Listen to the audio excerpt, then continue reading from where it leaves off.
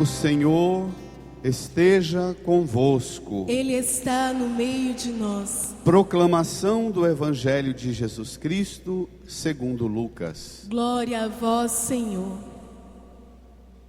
Naquele tempo, dizia Jesus a seus discípulos: quem é fiel nas pequenas coisas, também é fiel nas grandes. E quem é injusto nas pequenas, também é injusto nas grandes. Por isso, se vós não sois fiéis no uso do dinheiro injusto, quem vos confiará o verdadeiro bem? E se não sois fiéis no que é dos outros, quem vos dará aquilo que é vosso? Ninguém pode servir a dois senhores, porque ou odiará um e amará o outro, ou se apegará a um e desprezará o outro. Vós não podeis servir a Deus e ao dinheiro. Vós não podeis servir a Deus e ao dinheiro. Palavra da salvação. Glória a vós, Senhor. Aleluia, aleluia. Aleluia, aleluia. Aleluia, aleluia, aleluia. Aleluia, aleluia, aleluia, aleluia. Sentados, vamos inclinar a nossa cabeça e no silêncio, no íntimo do coração, pedir a Deus que o Espírito Santo venha abrir nossa mente e nosso coração e nos fazer compreender tudo o que essa palavra hoje nos revela. No silêncio, rezemos. Amém. Queridas irmãs e irmãos, o Senhor quer que todos os homens sejam salvos e cheguem ao conhecimento da verdade.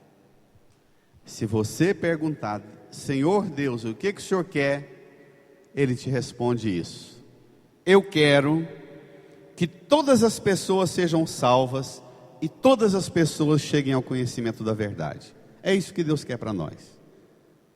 O resto é resto. O resto é lixo. Esse ser salvo e chegar ao conhecimento da verdade é também chamado de o reino de Deus. Um mundo onde Deus reina. Uma pessoa onde Deus reina na vida dela. Uma família onde Deus reina na vida dela. O sinal de que Deus está reinando, como nós rezamos no Pai Nosso: venha a nós o vosso reino, seja feita a vossa vontade, é esse: todos sendo salvos e chegando ao conhecimento da verdade. Onde não houver salvação e onde houver mentira, não tem a vontade de Deus. Vamos ao Evangelho. Tomem comigo número 9 do seu folheto. Evangelho de Lucas, capítulo 16, versículo 10 até o 13. Continuamos o ensinamento de Jesus aos discípulos nesses domingos todos. E hoje a gente tem como que a conclusão de uma etapa de pregação, na pregação de Jesus. Vamos lá. Naquele tempo, Jesus dizia aos seus discípulos, leiam juntos: quem é fiel nas pequenas coisas, também é fiel nas grandes. E quem é injusto nas pequenas, também é injusto nas grandes. A conclusão que a igreja tira desse versículo, conforme diz a catequese da igreja, e que está claro para todo mundo, é que não existe pecadinho. Entendido? Pecado é pecado e pronto. Não existe pecadinho. Porque quem comete aquilo que chama de, não, eu fui infiel, mas foi nas pequenas coisas, eu fui injusto nas pequenas coisas, Jesus diz, quem é infiel nas pequenas, é infiel nas grandes, quem é injusto nas pequenas coisas, é injusto nas grandes. Isso aqui é como uma comida estragada. Você pega um leite azedo, não tem um pedaço do leite no caldeirão que não está azedo, não é? É uma panela de feijão azeda, não tem um pedaço. É uma carne que azulou, não tem um pedaço que está bom e outro pedaço está ruim. Ainda que a mancha seja pequena, ainda que o sinal da mancha seja pequeno, o estrago toma conta de tudo. Irmãs e irmãos, como é difícil a gente trazer para a nossa vida essa tabela da vida ética e moral que Jesus propõe para nós. Eu posso confessar publicamente, batendo no peito por minha culpa, minha grande culpa, e acho que todos nós temos que bater no peito hoje e dizer, Senhor, eu sou infiel em muitas pequenas coisas, eu sou injusto em muitas pequenas coisas, e acho que não sou infiel nas grandes e não sou injusto nas grandes. E Jesus fala, se é infiel, se é injusto nas pequenas, você tem que emendar, tem que mudar de vida. Senão, não há a menor possibilidade de uma comunhão com Deus. O que Jesus está apresentando para nós, os seus discípulos, é uma proposta de salvação.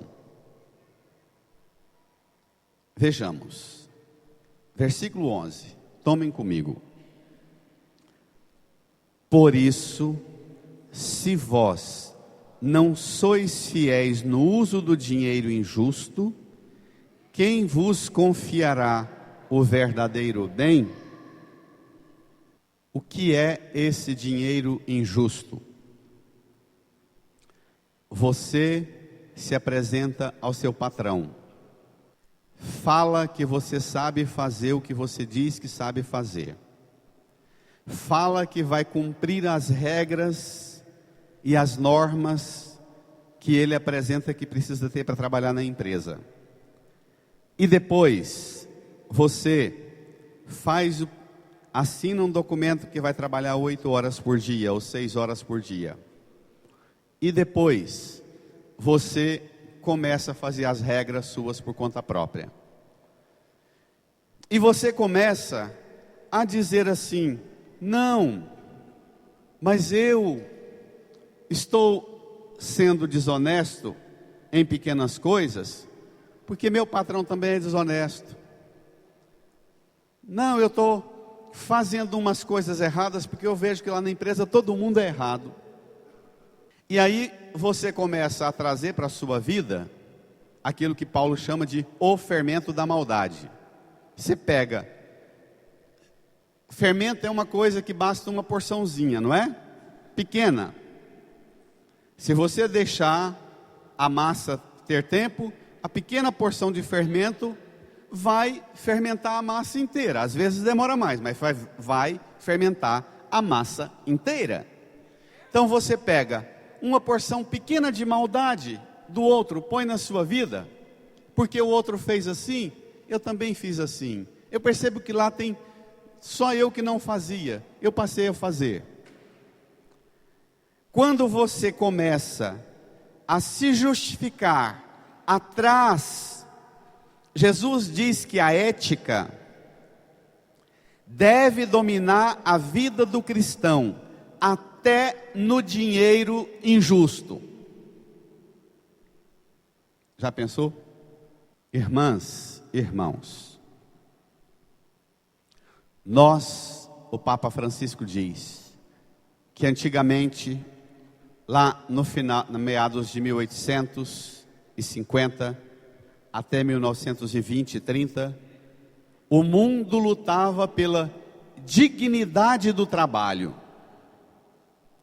porque as crianças, as mulheres e os homens trabalhavam como escravos nas fábricas, 15 horas, 18 horas, 19 horas, direto, como bicho. Então houve grandes revoluções no mundo afora pela luta pela dignidade do trabalho. Depois da Segunda Guerra, começou no mundo uma grande batalha e luta pela dignidade do salário. Eu já disse isso aqui outras vezes. Hoje, a gente não reflete mais sobre a dignidade do trabalho, a dimensão sagrada e abençoada que tem o suor, a dimensão sagrada e abençoada que tem o salário no pacto que a gente faz. O Papa Francisco diz que a gente hoje não fala mais de dignidade do trabalho, não questiona mais sobre a dignidade do salário, se eu mereço receber o que eu estou merecendo. O Papa diz que hoje a gente luta pela dignidade do consumo.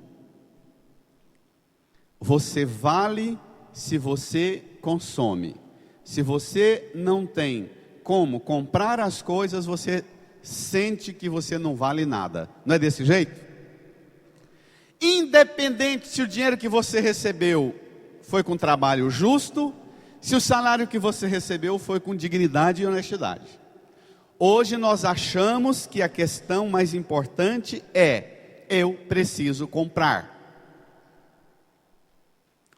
Quantos pais, isso nós padres refletimos em nossas reuniões, quantos pais e mães chegam na gente para dizer assim: eu cometi esse pecado e esse erro, e esse crime,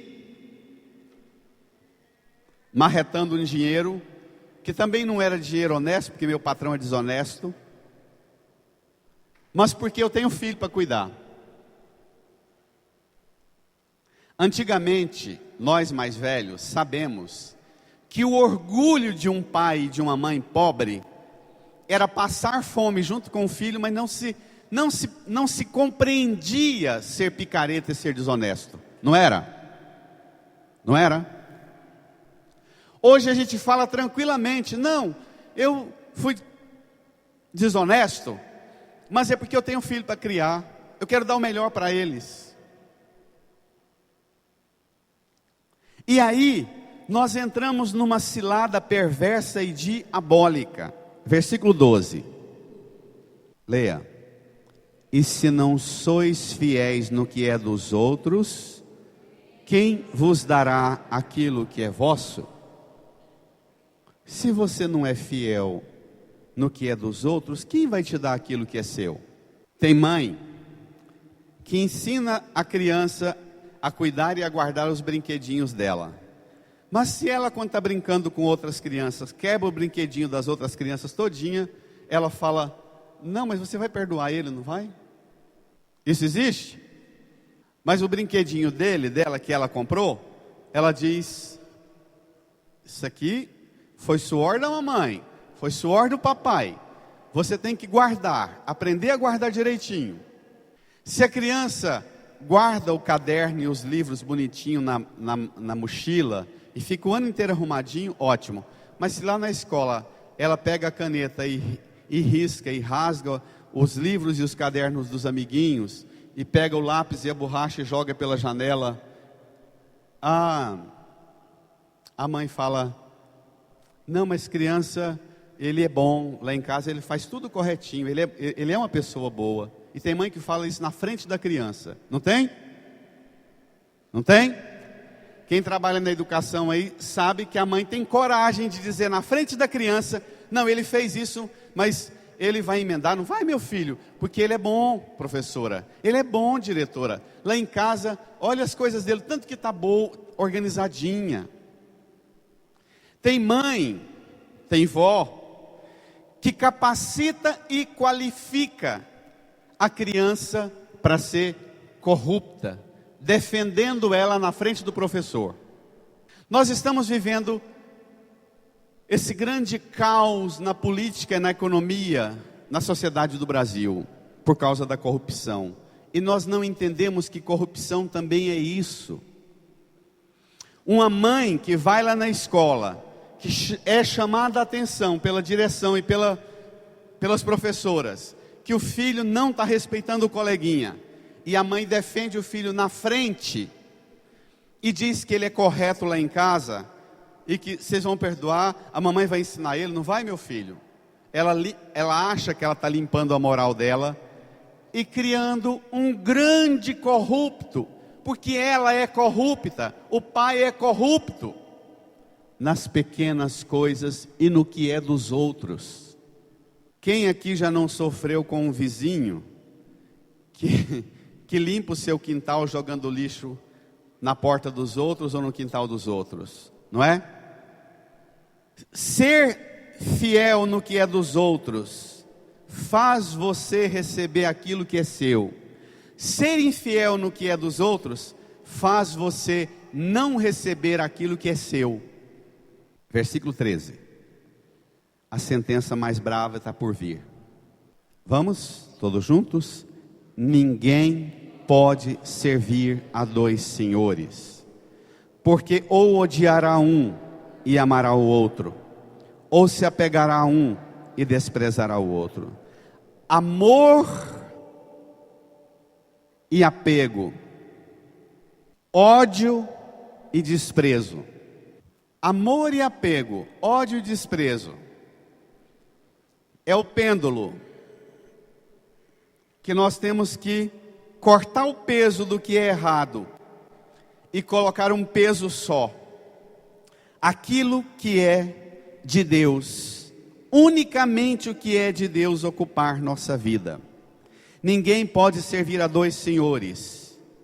Quantos de nós, irmãs e irmãos, mesmo nós mais velhos, vivemos internamente essa divisão? Eu vivo repetindo isso, mas é preciso, me desculpe a repetição, mas é a repetição que ajuda a gente a incutir na mente e no coração. O que é esse negócio de amar um e odiar o outro, apegar um e desprezar o outro? É quando a gente cultiva no coração da gente, na mente da gente, na boca, no corpo da gente, coisas que se opõem umas às outras.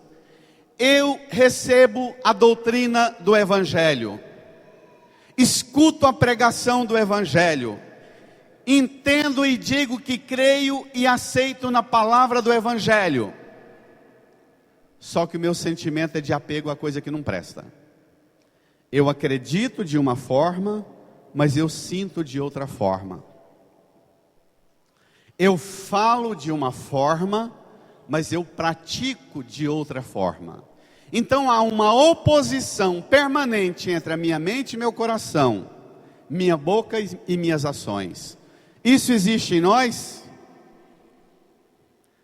Jesus diz que essa divisão não é possível, que as coisas de Deus permaneçam em nós enquanto existir essa divisão. Aí você vai dizer assim: padre, mas é difícil demais, não tem como não, nesse mundo do jeito que está, nesse mundo do jeito que é. E eu vou dizer para você o seguinte: quanto pior o mundo tiver, quanto mais nojenta for a nossa sociedade, quanto mais viciada, imunda, suja, perversa, corrupta for a nossa sociedade, mais firme e decidida tem que ser a nossa convicção, a nossa relação com o Senhor. Não tem realidade do mundo capaz de autorizar-nos a nos opor àquilo que a palavra e que Jesus ensina.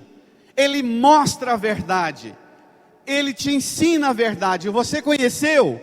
A partir da convicção de fé, você vai entrar numa disciplina de oração, de jejum, de penitência, de sacrifício, para mortificar a sua carne, para moldar o temperamento da sua carne, os sentimentos do seu coração, para converter. A mente já está formada, mas o coração não está convertido, as ações não estão convertidas, as palavras não estão transformadas e convertidas. Aí a gente precisa entrar num caminho de busca de santidade, é a palavra. Essa unificação entre o que crê, o que sente, o que fala e o que faz, a gente chama isso de vida espiritual, busca da santidade. Ninguém que é cristão pode se dispensar dessa busca. Ninguém que é cristão pode se dispensar dessa busca. Isso não é para padre e freira. Isso é para todo mundo que crê em Jesus e aceita Jesus como Senhor e Salvador. Não há a menor possibilidade de estabelecer uma relação com Cristo sem essa unificação da mente, do coração, da boca e do resto do corpo. Isso é difícil, mas é muito difícil. Se isso não fosse difícil, não precisaria desse preço tão alto aqui, olha. Isso aqui é o preço que Ele pagou para garantir que nós tivéssemos condições dessa busca de unificação e de aperfeiçoamento. Quando Jesus diz a sentença que Ele vai dizer agora, as consequências são as mais dramáticas da nossa vida. Vamos ver? Termina assim: vós, leia comigo, vós não podeis servir a Deus e ao dinheiro. Sem chance, sem chance, sem chance, sem chance. O dinheiro é o teste da fidelidade do discípulo. A nossa forma de lidar com as coisas materiais é o teste de fidelidade nossa. Irmã, irmão, eu até marquei aqui, para você não cair na besteira de falar que você é desonesta, desonesto, que você monta um esquema de ganhar dinheiro por ali para sustentar a família. Há 3 domingos atrás, Jesus falou para nós o seguinte: que se alguém vem a mim e não desapega do seu pai, da sua mãe, da sua mulher, do seu esposo, do seu filho, da sua filha, seu irmão, da sua irmã e da sua própria vida, não pode ser meu discípulo. Então, Jesus, para mexer no seu bolso, mexeu primeiro no seu. Jesus, para mexer no seu bolso, mexeu primeiro no seu. Falou: olha, daqui uns dias eu vou dizer umas coisas para vocês que vocês vão ter que mudar tudo. Então, lá na frente eu vou dar um ensino para vocês que vocês vão ter que romper com tudo. Então, previnam-se. Desapegue do pai, da mãe, da esposa, do esposo, do filho, da filha, do irmão, da irmã e da própria vida. Porque senão, nós iríamos chegar em Jesus dizendo: não, eu fui desonesto, eu fui picareta, eu roubei, mas é porque eu tinha filho para criar. Eu roubei, mas foi para ajudar a minha família. Está claro? Em ano de eleições, está claro? Agora eu vou entrar no tema mais espinhoso que eu tenho evitado falar até hoje do ano das eleições. Político corrupto é filho de eleitor corrupto. Pegue a segunda leitura comigo. Político corrupto é filho de eleitor corrupto, picareta e desonesto. Domingo passado, nós recebemos aqui na igreja o senhor prefeito, a senhora primeira-dama e alguns auxiliares. Era encerramento da Semana da Pátria. Uns irmãos entraram na igreja, e eu acho bom, não acho ruim que fale isso não. Eu estou contando para vocês verem como é que nós chegamos. Alguns irmãos chegavam na porta da igreja dizendo: hoje vai ter política na igreja, porque estou vendo um monte de candidato aí. Paulo ensina a gente assim, vamos ver? A Timóteo: caríssimos, antes de tudo recomendo, leia, que se façam preces e orações, súplicas e ações de graças por todos os homens, pelos que governam e por todos os que ocupam altos cargos, a fim de que possamos levar uma vida tranquila e serena, com toda piedade e dignidade. Piedade, vida serena, piedade e dignidade. Então, nós entramos num processo maluco que é o mundo do dinheiro deseducou a gente, fazendo a gente acreditar que quem sustenta o país são os empresários, são os empreendedores do dinheiro, e que político tudo não presta, não vale nada, e que a coisa pública não vale nada. Então nós tomamos ódio de política e de coisa pública. Só que aí nós esquecemos que a gente coloca a nossa vida na mão dos que têm o dinheiro. E quem tem dinheiro não serve a Deus, porque não tem como servir a Deus e ao dinheiro. Então, como lidar com essa realidade política? Como fazer crítica do jeito que precisa serem feitas as críticas? Como enfrentar as coisas erradas na política? Mas como não cultivar em nós um desprezo pela política e pela coisa pública, ao ponto da gente deixar de ser cidadão e não lutar mais pelo bem comum e ser um bando de gente picareta e interesseiro atrás dos políticos para ganhar favor para nós?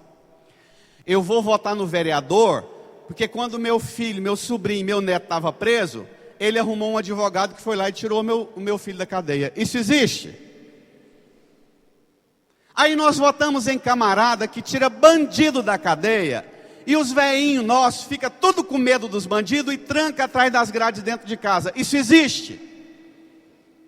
Você tem que perguntar ao vereador se ele promove leis no município que crie condições de escola, de saúde, de educação, de segurança, de lazer, de promoção de futuro e de emprego, de qualificação e capacitação dos jovens, para eles não virarem bandidos. Eu já falei aqui, alguns ficaram escandalizados, e gente daqui da igreja foi lá e disse para os vereadores que eu tinha metido o pau neles, porque eu disse o seguinte, que tem gente aqui na igreja que vota em certos vereadores, porque os vereadores, quando morreu minha mãe, meu sobrinho, meu neto, ele foi lá e levou pão de queijo, biscoito, pão com manteiga, café. Isso existe?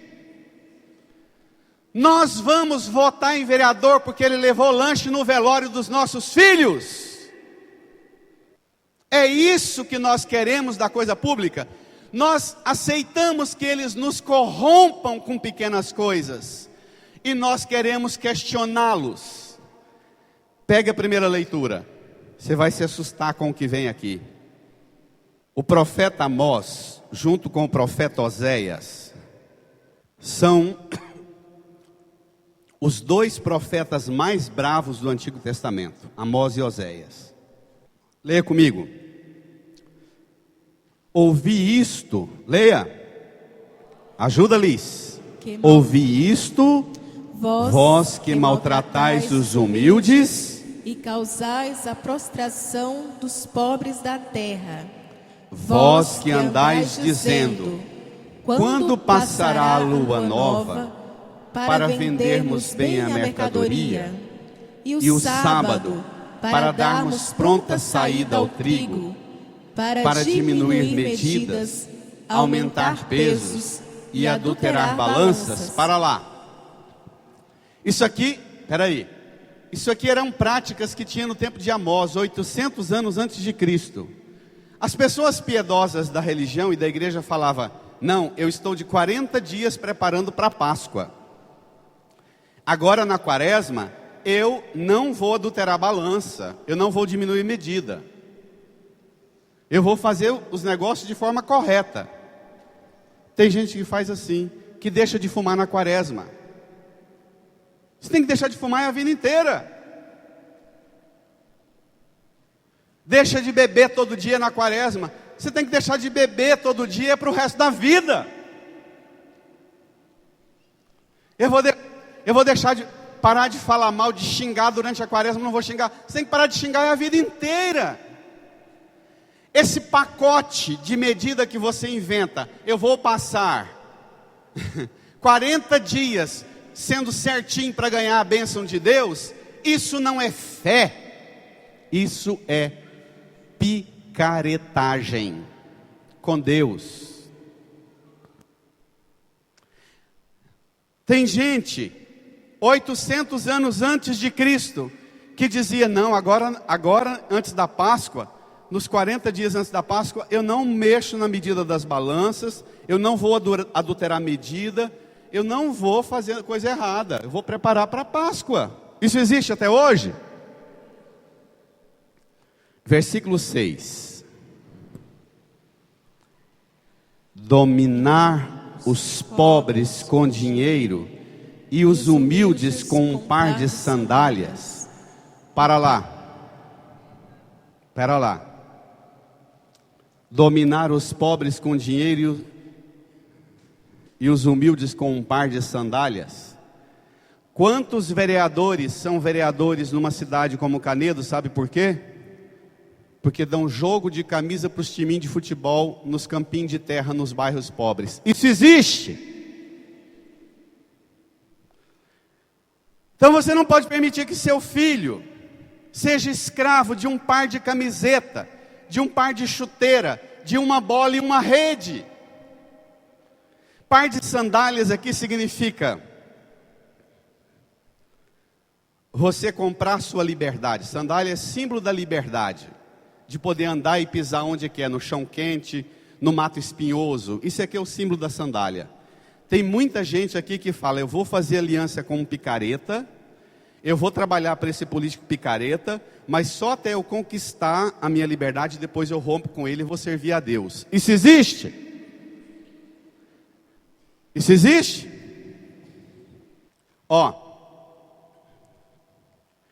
Quando é que nós vamos reagir e não permitir que os líderes de nossa nação dominem os humildes com dinheiro, com renda cidadã, com bolsa escola, com renda família, com isso, e domine? Quando é que nós vamos reagir a isso? Eu vou tocar num assunto muito pesado agora, pode? Quantos irmãos na igreja que têm filhos e filhas que não aprenderam e não serviram para aprender nada?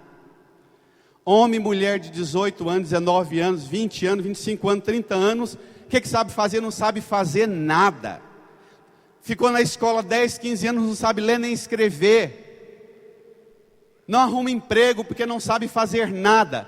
Aí você cola num vereador, trabalha na campanha dele, para ele, porque cada vereador vai ter um lote de empregos nomeados, e o seu filho, que não presta para nada, vai ser nomeado na prefeitura para trabalhar na saúde, na educação, na segurança. Isso existe na igreja. Gente que não presta para nada, que o pai e mãe nunca teve coragem de apeitar e dizer: a partir de agora você vai trabalhar, vai catar lixo, mas você vai trabalhar. E nós queremos do vereador que ele arrume emprego para o meu filho. Aí fica aquele bando de parasita, incompetente no serviço público. E os que trabalharam e lutaram, e estudaram, e prestaram concurso, e capacitaram e qualificaram, prestaram concurso, entra no serviço público, começa a trabalhar, de repente, um membro da igreja, que não sabe fazer nada, que não sabe ler nem escrever, que não tem profissão nenhuma, é eleito para ser chefe do departamento de um concursado que trabalhou a vida inteira e estudou a vida inteira. Isso existe. Quando não vem aquelas pragas, que ainda fala assim: eu estou aqui, por que você está aqui? Não, eu estou aqui, porque eu estou na mão de Jesus. tem um bando de servidor público, crente, que fala desse jeito. Eu estou aqui, estou na mão do Senhor, pus minha mão na vida do Senhor. Irmã, não sei por que eu estou aqui nesse serviço sendo chefe. Nunca pedi isso ao Senhor. Eu vim parar aqui porque o Senhor, eu falei para o Senhor, Senhor, minha vida está na mão do Senhor. Bandida, bandido, criminoso, vai para o inferno, desgraça. Usando o nome do Senhor, sem ter competência para nada, qualidade para nada, está na mão do cão e usando o nome do Senhor. Isso existe. Isso tem que encher-nos de fúria. E agora eu vou tocar num assunto mais pesado. Tem muita gente me apeitando e me provocando na porta da igreja, o que eu vou falar sobre a campanha do Padre Amaury, se concordo ou não concordo. Não é opinião minha, é lei da igreja, nós padres não podemos ser candidatos.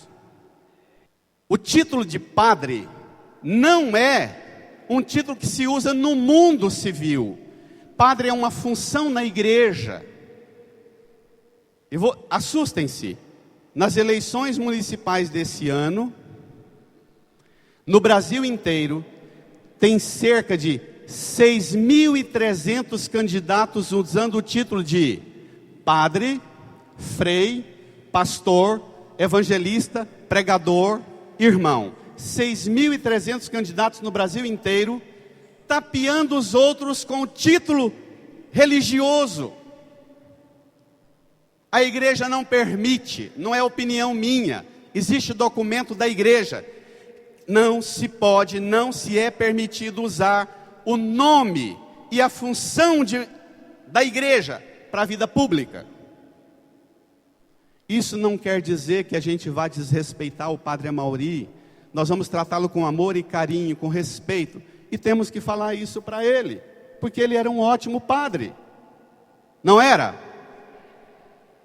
Vamos ajudá-lo. Vamos ajudá-lo. Porque ele era um ótimo padre. Nós não precisamos ter medo. E tem gente que ainda fala, não, mas vou votar nele porque ele vai ajudar meu filho a arrumar emprego. Vai ser uma tragédia também para ele. Ele não precisa disso. Ninguém precisa disso. Dominar os pobres com dinheiro, os humildes com um par de sandália. Volta à segunda leitura. Versículo 3. Versículo 3 está falando de preces, orações e súplicas e ação de graças. Por todos os homens, pelos que governam, pelos que ocupam cargos, a fim de levar uma vida tranquila e serena com toda piedade e dignidade. Versículo 3, leia comigo. Isso é bom e agradável a Deus nosso Salvador. Leia a igreja, versículo 4. Ele quer que todos os homens sejam salvos e cheguem ao conhecimento da verdade. O que Deus quer para nós é que nós sejamos salvos e cheguemos ao conhecimento da verdade. Ainda que o conhecimento da verdade passe a gente por um peso sofrido de ter que falar coisas sofridas como essas que eu estou falando agora. Chegar ao conhecimento da verdade supõe a gente ter que dizer aos candidatos e aos homens públicos, olha, nós não queremos votar em vocês para vocês tirarem nossos filhos quando ficam bandidos e criminosos da cadeia. Nós queremos que vocês criem escola, saúde, educação, lazer, não é? Qualificação e capacitação dos nossos jovens, para eles aprenderem a ter uma profissão e entrar no mundo do mercado e trabalhar e com dignidade ganhar o futuro deles. É isso que nós queremos de vocês. Está claro? Agora isso é desgastante, isso é sofrido, porque é muito mais cômodo a gente simplesmente chamá-los de bandido e ficar metendo a lenha neles, se nós somos um monte de picaretas, infiéis nas pequenas coisas, desonestos nas pequenas coisas.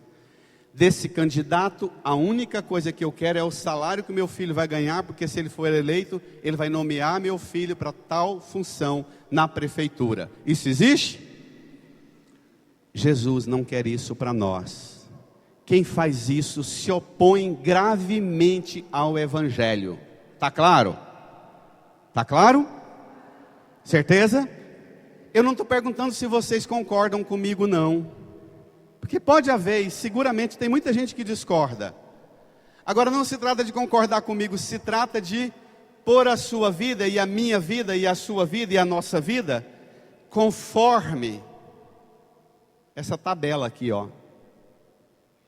E não conforme essa tabela aqui do bolso.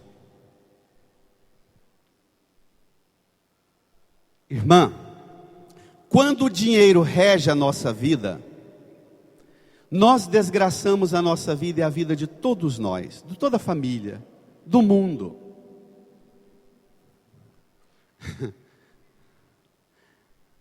Vocês sabem que de propósito, não porque eu sou bom nisso, mas é o Senhor que me sacode, o Senhor que me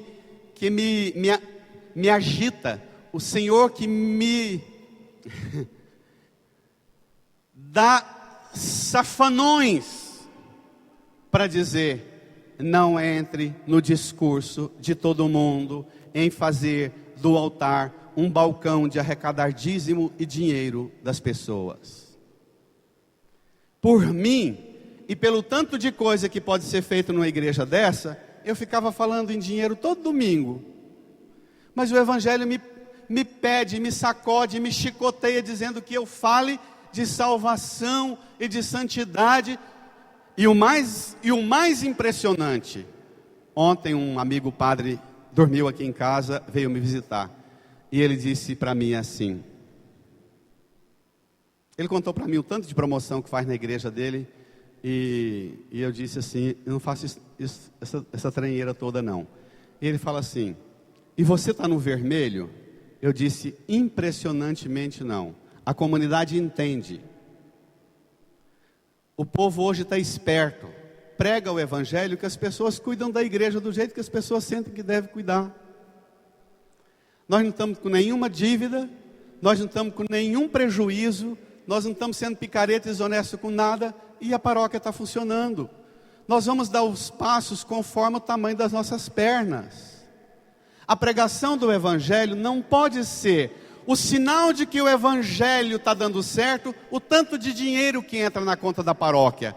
Porque pode ser que conforme o Evangelho vai sendo pregado, e vai sendo veementemente pregado, até diminua o dinheiro na igreja e diminua o dinheiro na sua casa, porque você vai deixar de ser picareta e desonesto, e não vai servir mais ao dinheiro, vai servir a Deus, e não vai aceitar mais dinheiro picareta e desonesto, tá claro? Pode ser que escutando o Evangelho, vai diminuir o padrão de consumo na sua casa e também na igreja. Por quê? Porque a gente vai sair daqui com um sininho tocando: não posso servir a Deus e ao dinheiro, não posso ser desonesto, não posso ser picareta, não posso ser corrupto, não posso ganhar o que eu não mereço, não posso, porque eu tenho que servir a Deus, a Deus, a Deus. Irmã, irmão, ai, ai, ai.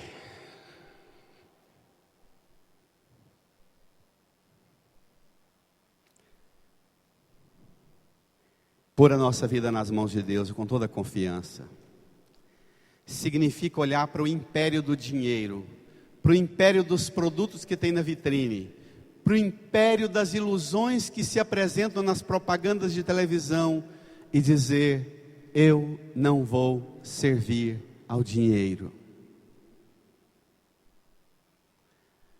O dinheiro que eu ganhar vai ser o dinheiro fruto do meu suor, do que eu aprendi, capacitei e qualifiquei para fazer com calo nas mãos. Eu vou viver com isso, e vou ser agradecido com isso. Aí eu vou servir a Deus. E eu garanto para você o seguinte: se nós desmantelamos nossa vida e corrigimos nossa vida, pode até ser que você vai passar a ser uma pessoa tão eficiente no seu trabalho, você vai começar a fazer o seu serviço de forma tão bem feita, que você vai ser tão admirado e promovido, e provavelmente até vai ganhar mais lá na frente. Mas porque primeiro você serviu a Deus.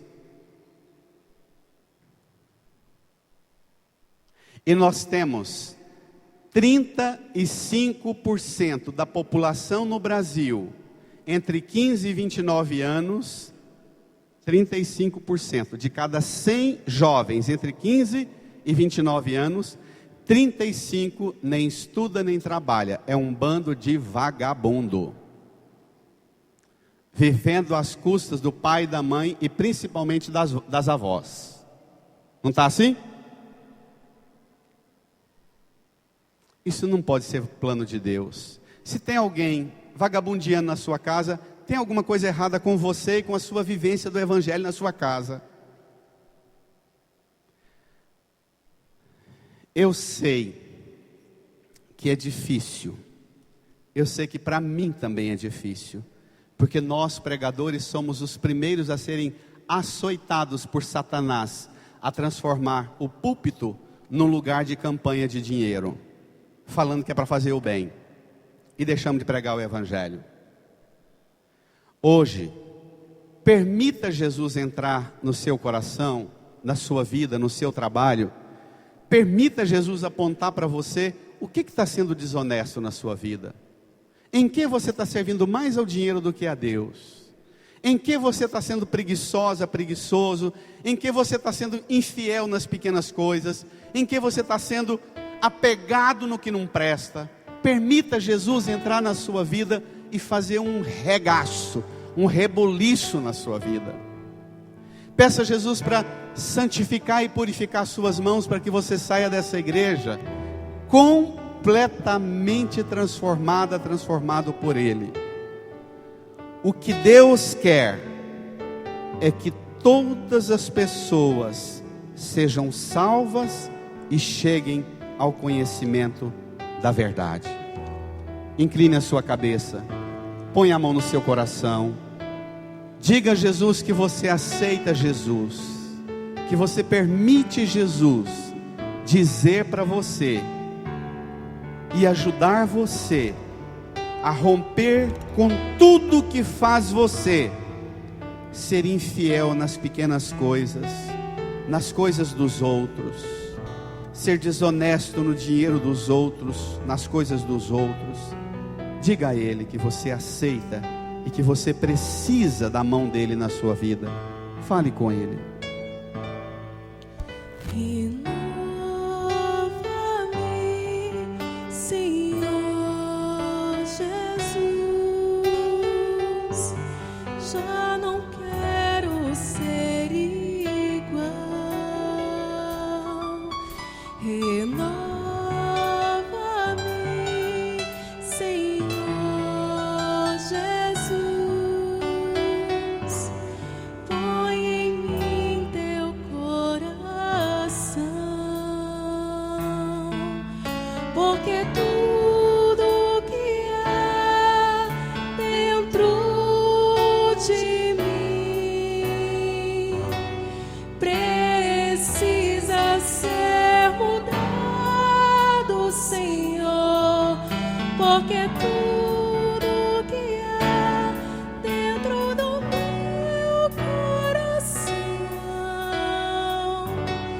precisa mais de ti. Renova-me,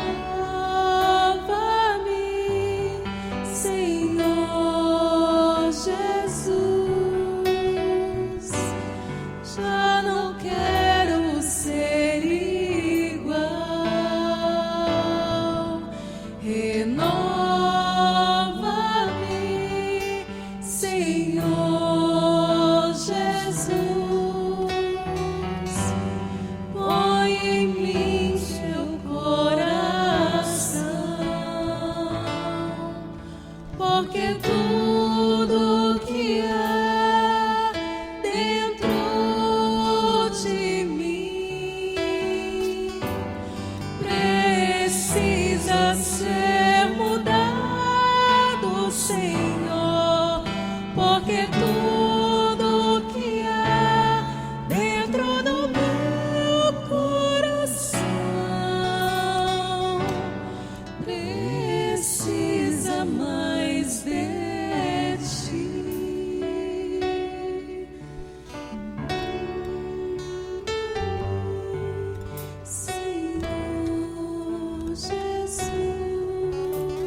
Senhor Jesus.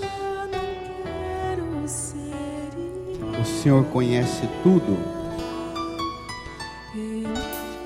O Senhor sonda tudo.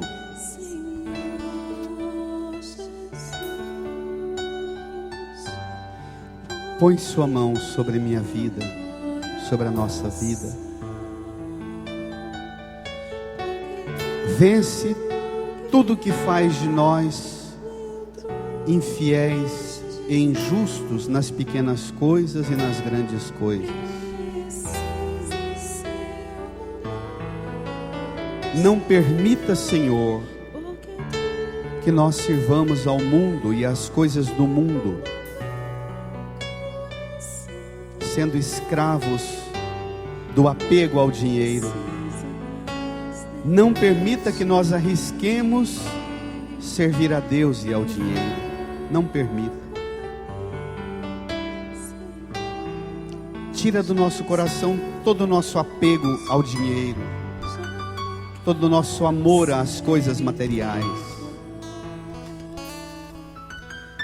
O Senhor pediu que nós tivéssemos coragem de renunciar o apego ao pai e à mãe, esposa, esposo, irmão, filho e a própria vida. E hoje o Senhor pede que nós também tenhamos coragem de desapegar dos bens materiais, do dinheiro.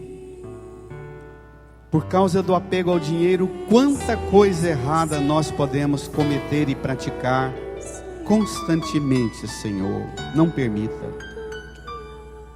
Salva-nos da corrupção, da desonestidade, da picaretagem, que é uma lama que está tomando conta de toda a sociedade, de todo o Brasil. Salva-nos, Senhor. Abençoe e santifique as nossas mãos.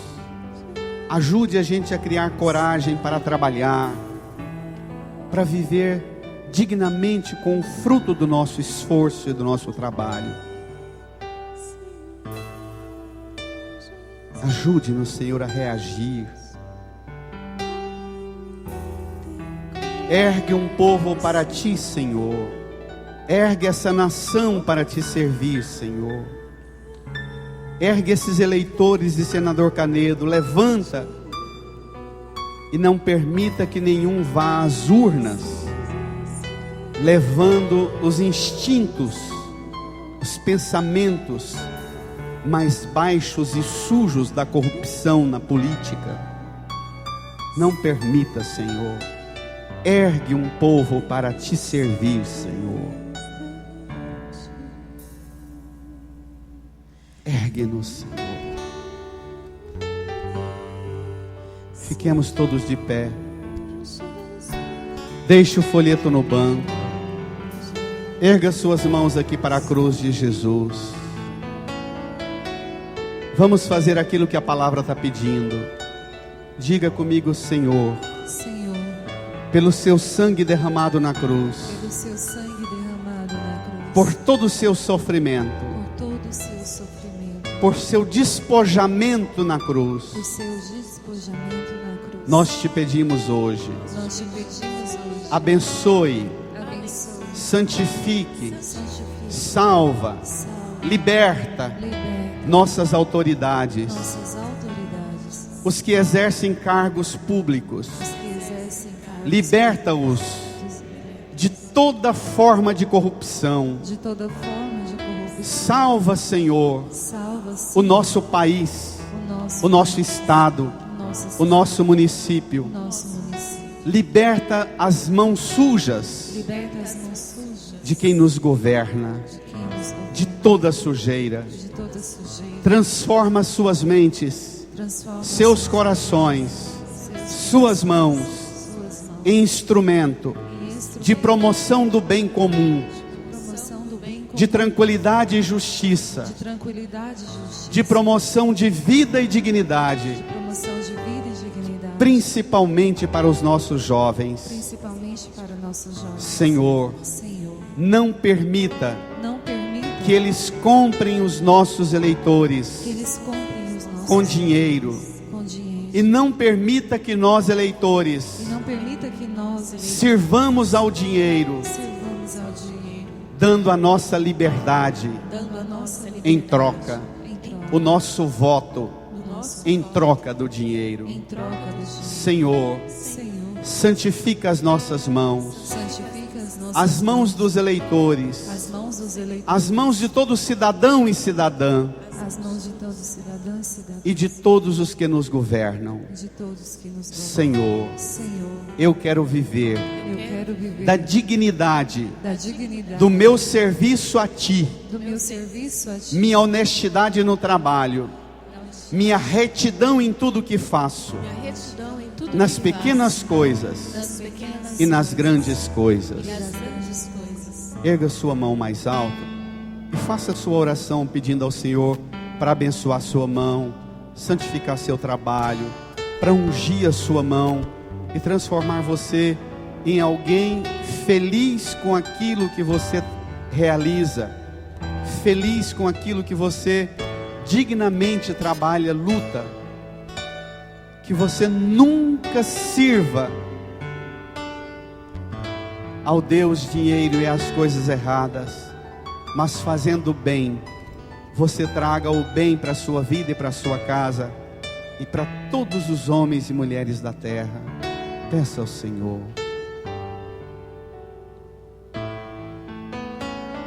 Une as suas mãos assim em atitude de oração. Diga comigo, crianças, vocês também. Diga comigo, Senhor Jesus, Senhor Jesus, pelo seu sangue, pelo seu sangue, purifica as minhas mãos. purifica as minhas mãos. Não permita não permita que eu sirva Que eu sirva nem nas pequenas, nem nas pequenas, nem nas grandes coisas, nem nas grandes coisas, injustas e erradas, injustas e erradas, desonestas. desonestas. Não permita Não permita que eu faça outra coisa que eu faça outra senão servir a Deus, senão servir a somente Deus, a Deus. somente a Deus. Amém. Amém. Amém. Amém. Amém.